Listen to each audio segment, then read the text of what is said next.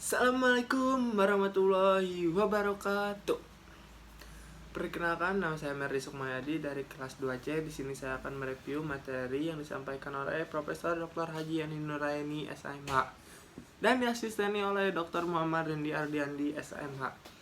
Dalam pertemuan ke-13 ini, saya akan mereview tentang sifat melawan hukum atau wedereciteligi atau onrechtmatig, merupakan unsur objektif dari tindak pidana karena merupakan penilaian terhadap perbuatan dan bukan pelaku. Adapun suatu perbuatan dikatakan melawan hukum apabila perbuatan tersebut masuk dalam rumusan delik sebagai rumusan dalam undang-undang. Perbuatan yang memenuhi rumusan dalam undang-undang tersebut tidak selalu bersifat melawan hukum, sebab mungkin ada hal yang dapat menghilangkan sifat melawan hukum, yaitu perbuatan tersebut. Contohnya, yang pertama, di negeri Belanda, dalam Arrest Hoog Road, tanggal 20 Februari 1933, di kota Wijchen mengenai dokter hewan. Dan yang kedua, di Indonesia. Ada juga di Indonesia, guys.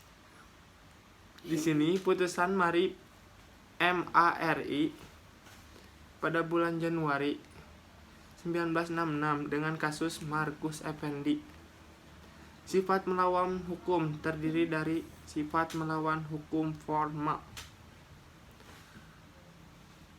Suatu perbuatan bersifat melawan hukum apabila perbuatan tersebut terdapat dalam undang-undang sebagai suatu tindak pidana dan ancaman dengan sanksi pidana. Sifat melawan hukum terdiri dari yang pertama, melawan hukum formil, yaitu perbuatan itu bersifat melawan hukum apabila dirumuskan sebagai tindak pidana dalam undang-undang, diberikan sanksi. Sifat melawan hukum dapat dihapus apabila diatur berdasarkan undang-undang. Jadi, melawan hukum sama dengan bertentangan dengan undang-undang tertulis. Dan yang kedua, melawan hukum secara material. Bukan hanya berdasarkan undang-undang tertulis saja, tetapi berdasarkan asas-asas hukum yang tertulis atau living law. Sifat melawan hukum dapat dihapus berdasarkan undang-undang dan diatur atau hukum yang tidak tertulis. Jadi, melawan hukum sama dengan bertentangan dengan undang-undang atau hukum tertulis dan hukum tidak tertulis atau kebiasaan. Kesimpulannya, yang pertama, sifat melawan hukum dapat dihapus dengan adanya alasan pembenaran. Yang kedua, menurut sifat melawan hukum formil, alasan pembenaran hanya dapat diambil berdasarkan hukum tertulis. Yang ketiga, menurut sifat melawan hukum material, alasan pembenaran dapat diambil dari hukum tidak tertulis.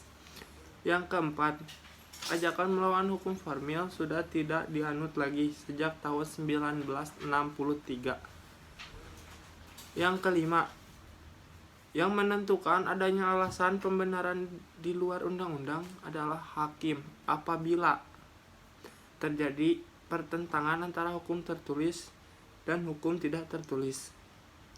Hukum tertulis tersebut harus dipandang adil dan benar oleh seluruh masyarakat umum.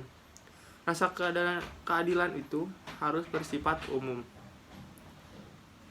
Sifat melawan hukum material dibagi menjadi 3, yaitu dalam fungsi negatif, yang pertama dalam fungsi negatif, yang kedua dalam fungsi positif, dan yang ketiga, sistem hukum pidana Indonesia menganut ajaran melawan hukum material dalam fungsi yang negatif. Contohnya, Arrest dokter hewan. Apakah sifat melawan hukum harus dibuktikan? Apabila dicantumkan dalam rumusan tindak pidana secara tegas, maka unsur melawan hukum harus dibuktikan. Apabila tidak dicantumkan secara tegas, Dalam rumusan undang-undang maka ada dua pendapat, yaitu dalam fungsi yang positif harus dibuktikan karena mempunyai unsur konstitutif. Ada tindak pidana apabila perbuatan yang bersifat melawan hukum. Dan dalam fungsi yang negatif tidak perlu dibuktikan. Rumusan sifat melawan hukum dalam undang-undang mengatur istilah melawan hukum. Alasannya adalah untuk adanya kekhawatiran apabila diatur secara tegas, orang yang berhak atau berwenang untuk melakukan suatu perbuatan sebagai rumusan dalam undang-undang akan dipidana. Dengan istilah melawan hukum dalam pasal 167, 168, 335 ayat 1, 552 KUHP.